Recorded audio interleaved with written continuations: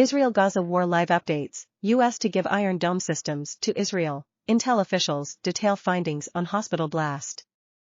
The Pentagon will escalate its military support by giving Israel Iron Dome air defense systems, a senior defense official said Tuesday. U.S. intelligence officials, in their most detailed account of the incident yet, said they have high confidence that Israel was not responsible for the apparently accidental explosion that killed scores of people at Al-Ali Hospital in Gaza City. Some initial reports attributed responsibility to Israel. Analysts could only conclude with low confidence that Palestinian fighters were responsible. Here's what to know.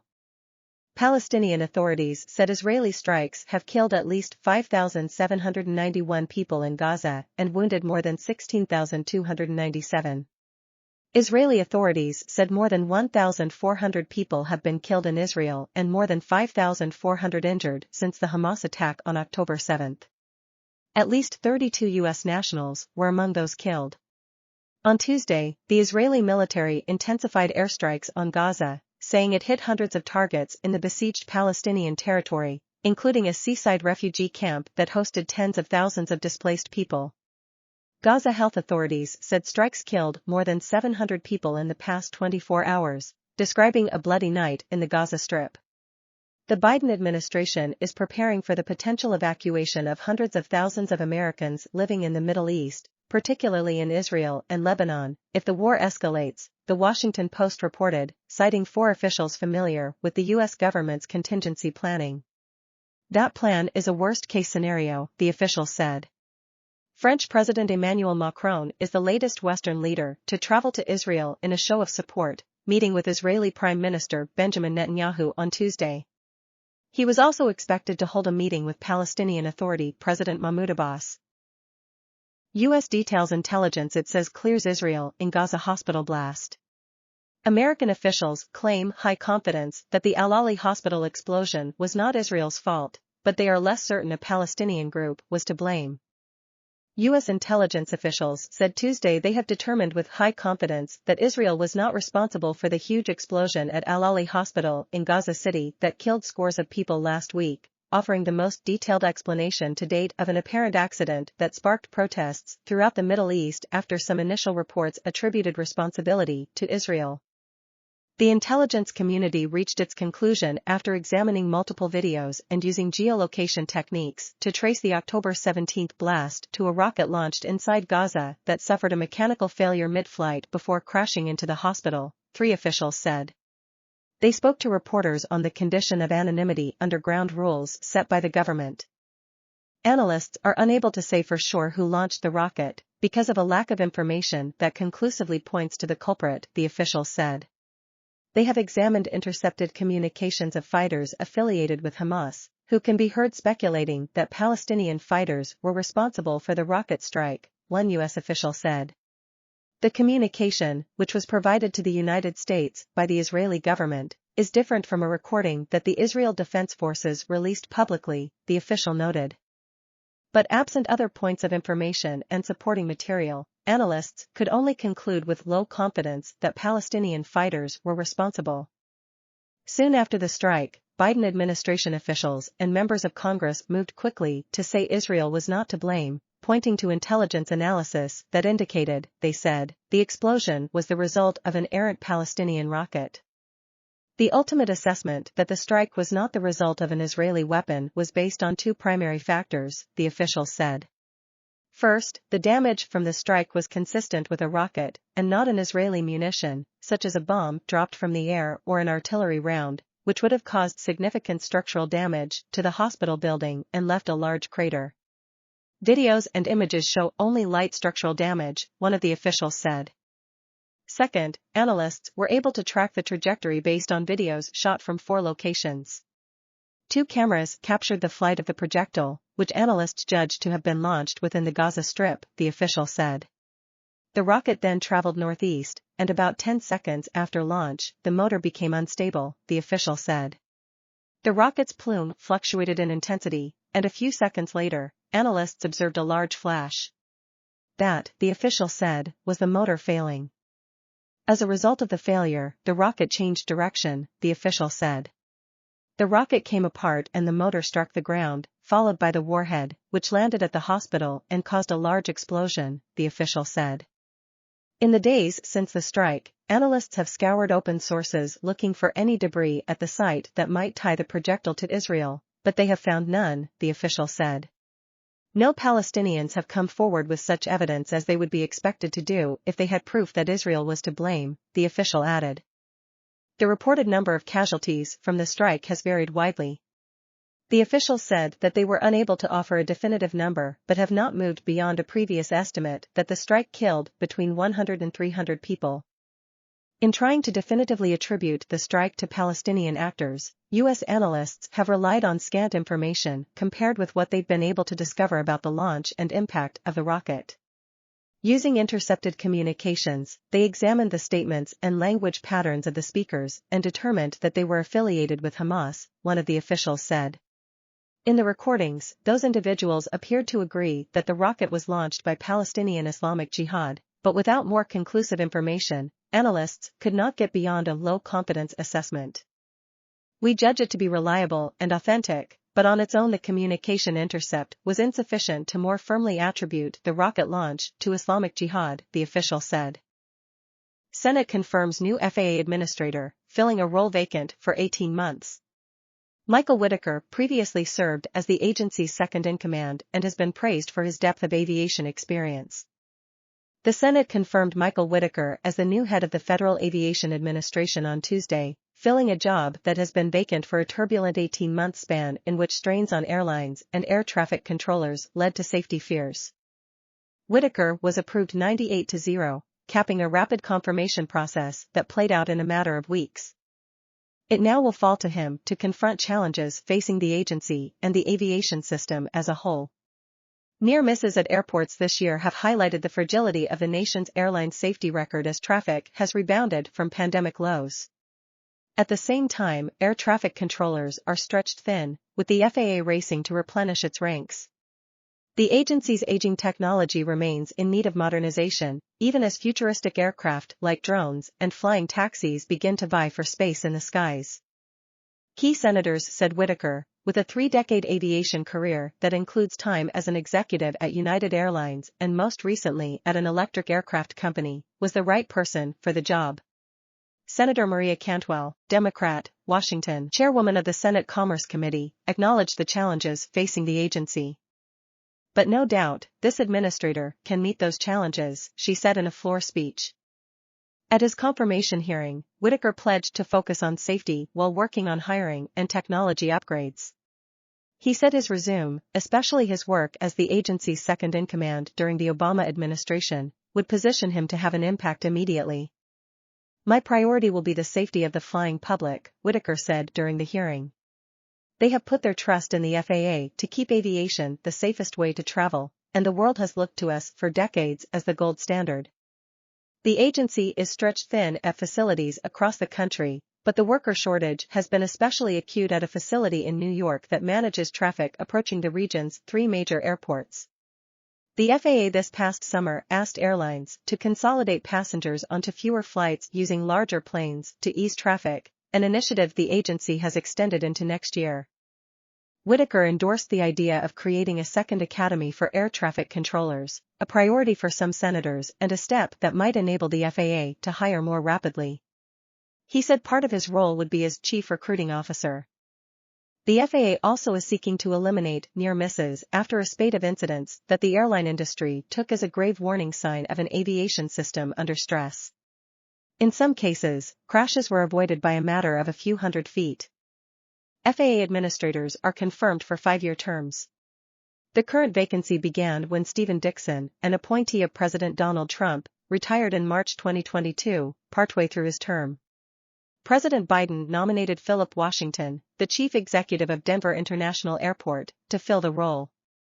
But most of Washington's transportation career was spent in leadership roles at transit agencies, leading senators to question whether he was sufficiently qualified. After 8 months, Washington's name was withdrawn following a contentious hearing and a scuttled committee vote. Biden in September nominated Whitaker after the White House laid the groundwork for him to be confirmed. Aviation industry organizations and labor groups lined up to support him. The Senate committee approved him unanimously last week. While Whitaker's confirmation fills a leadership vacuum at the agency, another deadline is looming. The law authorizing the FAA expired at the end of September, and the agency is relying on a short-term extension through the end of the year. The House has passed a version of a new long-term bill, but the Senate Commerce Committee is deadlocked over the question of what role flight simulators should play in training new pilots. Whitaker avoided taking sides on the issue, saying a law requiring new pilots generally to have 1,500 hours of flight experience had been effective, while also noting that simulators are a useful training tool. He pointed to an FAA advisory committee that is studying the issue and said experts studying the matter should continue their work. Cantwell said last week that she hoped to have a new administrator in place to help resolve the issue so the bill can move forward. Government moves to protect students from avaricious college practices. The Education Department on Tuesday finalized a package of regulations to safeguard vulnerable college students. It will heighten oversight of colleges on the brink of closure and the administration of federal financial aid programs. These final rules will raise the bar for accountability and protect students and taxpayers. They'll make the department a better cop on the beat, Education Secretary Miguel Cardona said on a call with reporters Tuesday. The rules, which take effect in July, make it easier for regulators to police colleges at risk of closure. Federal officials will be able to require more schools to set aside money to protect the department from absorbing student aid liabilities. Those circumstances include a college entering bankruptcy or facing large financial liabilities from a lawsuit by state or federal authorities. Colleges will have 21 days to report such perils and whether they have resolved them.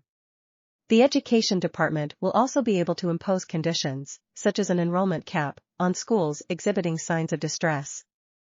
A spate of school closures, primarily in the for-profit college sector, has cost the government millions of dollars as it is required to discharge the debt of students affected by such shutdowns. Between 2013 and 2022, the Education Department could collect only $344 million of the $1.6 billion colleges owed in federal student aid because the institutions had gone bankrupt or shut down.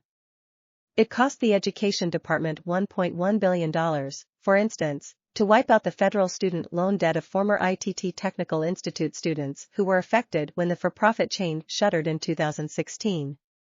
That leaves taxpayers on the hook, and it fails to deter future wrongdoing. No more, Undersecretary of Education James Kvall told reporters Tuesday. These rules give the department greater tools to protect taxpayers from losses created by school misconduct and closures.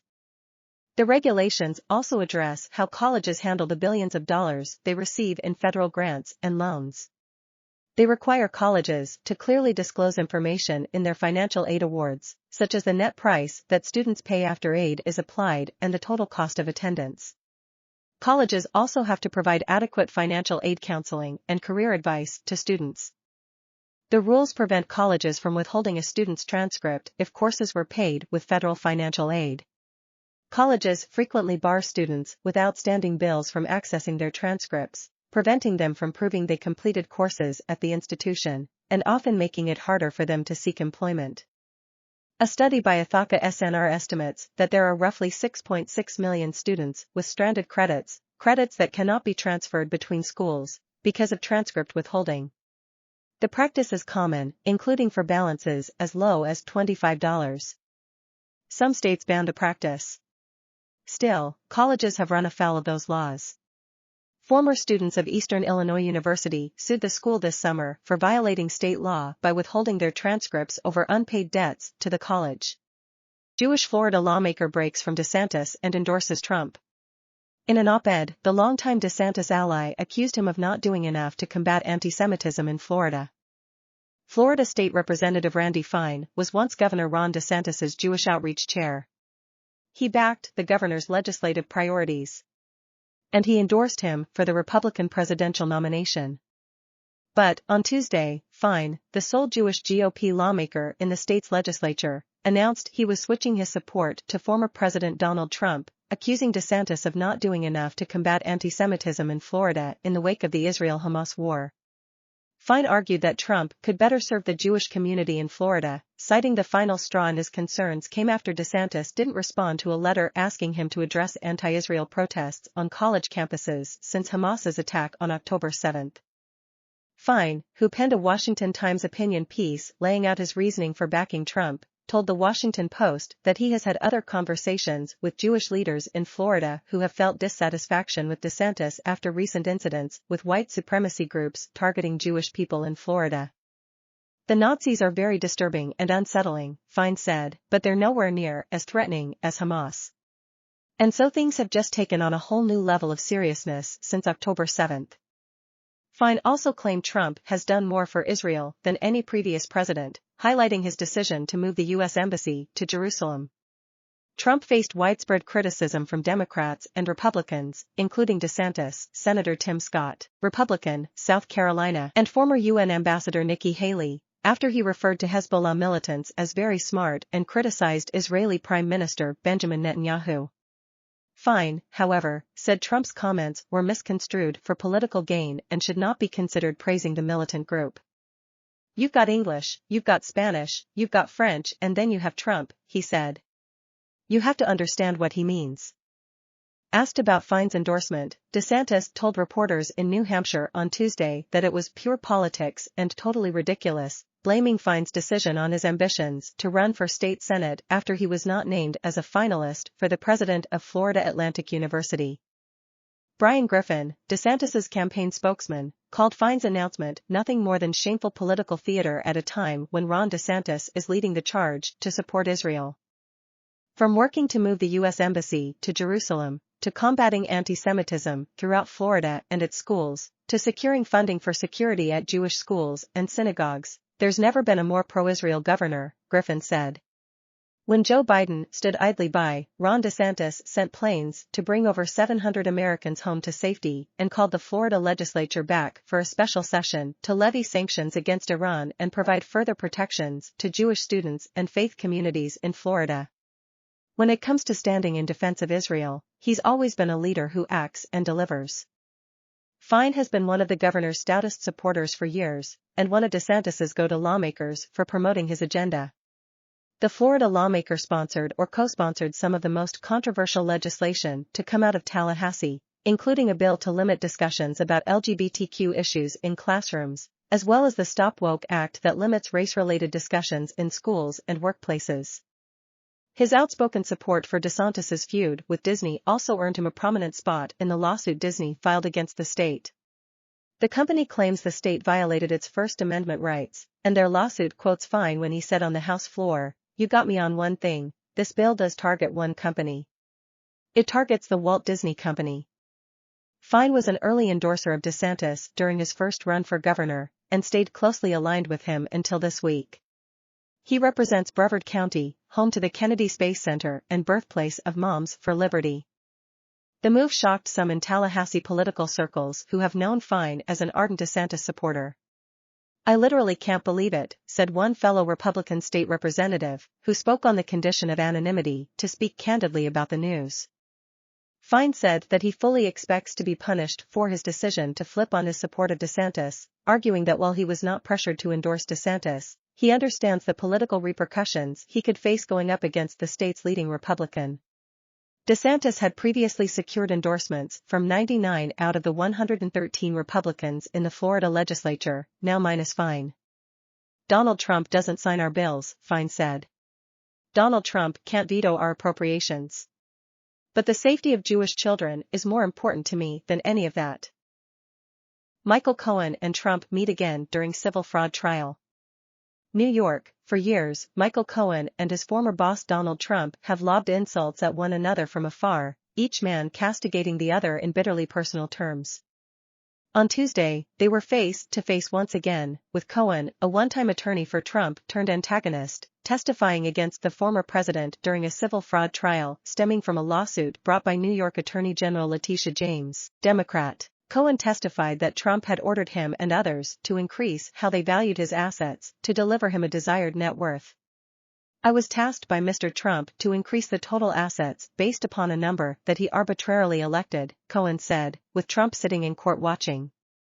Cohen's testimony marked a turbulent beginning to the fourth week of trial in James's $250 million lawsuit against Trump, which accuses him and his business of drastically inflating the value of his real estate properties to gain better financial terms. Trump, who is a Republican candidate for president, does not face any prison time in the civil case, and he and his attorneys have denied any wrongdoing. While the trial has largely focused on testimony about financial statements and real estate valuations, Cohen's testimony injected another element to the proceedings by having the topics discussed by a man who has traded barbs with Trump for years and touted his knowledge of the Trump Organization's inner workings. Cohen said Trump personally gave marching orders to him and the company's longtime finance chief Alan Weisselberg, directing them to mold his assets to achieve a false net worth that could be used to save money in deals with lenders and insurance firms.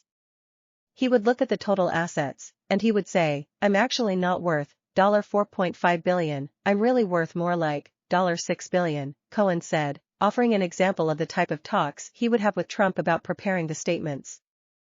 In those meetings, Trump would then direct Weisselberg and I to go back to Allen's office and return after we achieved the desired goal, Cohen testified.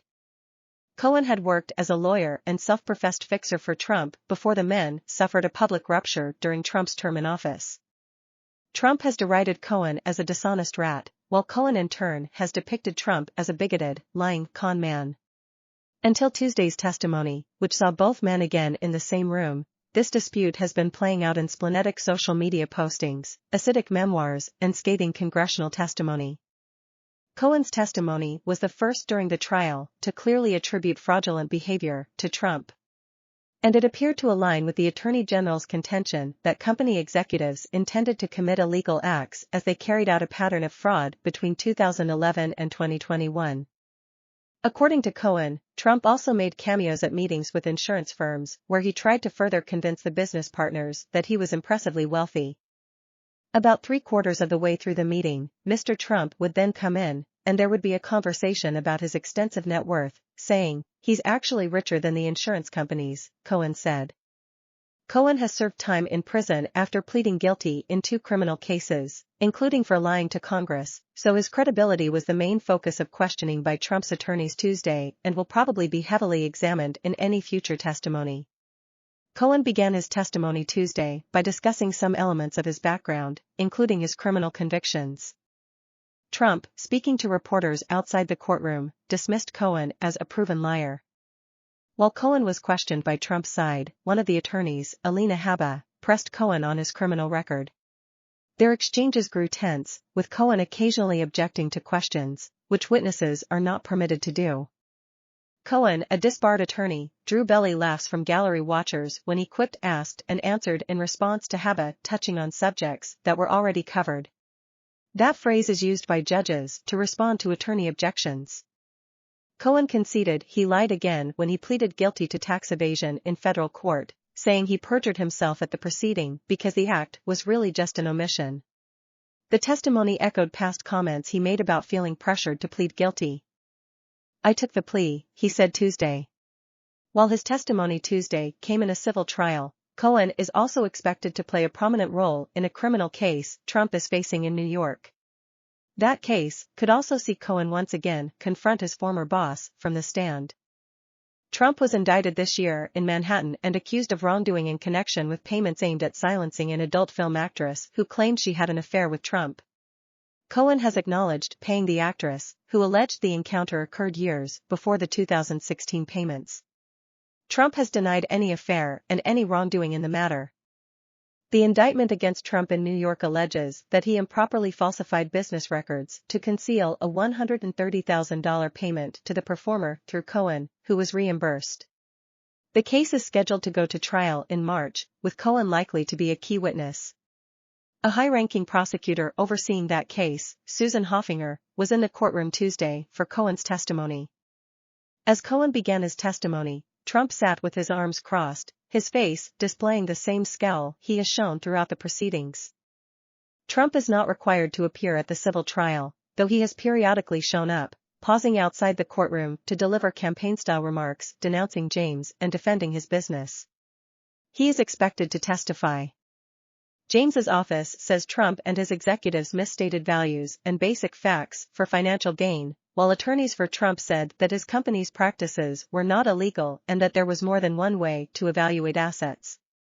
New York Supreme Court Justice Arthur Engoron, who is overseeing the civil trial in New York, has already found that Trump's company broadly committed fraud. He will determine at the trial's end whether specific illegal acts were employed to advance the fraud. On top of the ongoing civil trial, Trump also faces 4 criminal prosecutions, including the hush money case in New York, a case in Florida related to his handling of classified documents after leaving office, an election obstruction case in Washington and another election obstruction case in Georgia. Trump has assailed all of the cases against him, arguing that he is being politically targeted on every front. Berman reported from Washington. El Calabrese in New York contributed to this report. 24 U.S. troops injured in attacks since Gaza war began, officials say. The Biden administration has withheld those details for days while alleging that militants supported by Iran have intensified their targeting of American personnel. At least 24 U.S. troops were hurt amid a wave of attacks on their bases in Iraq and Syria over the past week, including one incident that caused injuries to 20 personnel, officials said Tuesday. The Biden administration, for days, has withheld those details while acknowledging that service members in the Middle East are under heightened risk as Israel prepares to launch a ground offensive against Hamas in the Gaza Strip. Hamas has a long-standing relationship with Iran, which provides its fighters with weapons and training, fueling fears that groups across the region receiving similar support from Tehran will step up their targeting of U.S. personnel. The most significant of these most recent attacks occurred October 18 at the Al-Tanf garrison in southeastern Syria, where 20 troops suffered what U.S. military officials characterized as minor injuries when multiple one-way drones targeted the base, the officials said, speaking on the condition of anonymity because the issue is considered highly sensitive. All affected personnel have returned to duty, officials said. That same day, multiple drones also were launched against U.S. and coalition forces in 2 separate attacks on Ain al-Assad air base in western Iraq, officials said. At least 4 people suffered minor injuries and returned to duty, though a hangar holding small aircraft was destroyed, they say. In a third incident that day, a U.S. citizen working as a contractor died after suffering cardiac arrest when an early warning system detected another possible threat approaching the base, prompting another scramble to take shelter. The death was previously disclosed by the Pentagon. The following day, on October 19, U.S. and coalition forces endured rocket attacks at 3 installations, Mission Support Site Euphrates in Syria, Ain al-Assad Air Base, and the Baghdad Diplomatic Support Center in Iraq, officials said. There were no casualties or infrastructure damage in those incidents, they said. Attacks continued over each of the next 3 days, with one-way drones hitting unoccupied areas in Bashar, Iraq, and targeting Ain al-Assad and Al-Tanf again. Brig General Patrick Ryder, a Pentagon spokesman, told reporters earlier Tuesday that there had been 13 attacks over the last week, with 10 in Iraq and 3 in Syria. Pressed for additional details, he said that U.S. Central Command, which oversees U.S. military operations in the Middle East, was compiling a comprehensive list for the public record to be released as soon as possible. We're still continuing to ensure that this accounts for everything, he said. We'll get that to you as soon as possible. NBC News first reported the number of injured American personnel. About 2,500 U.S. troops are in Iraq and 900 are in Syria, part of an enduring mission to prevent a resurgence in the Islamic State militant group. Ryder said during Tuesday's Pentagon news conference that we know the militias responsible for the attacks are supported by Iran's Islamic Revolutionary Guard Corps, which the United States designated a foreign terrorist organization in 2019. What we are seeing, he added, is the prospect for more significant escalation against U.S. forces and personnel across the region in the very near term, coming from Iranian proxy forces and ultimately from Iran.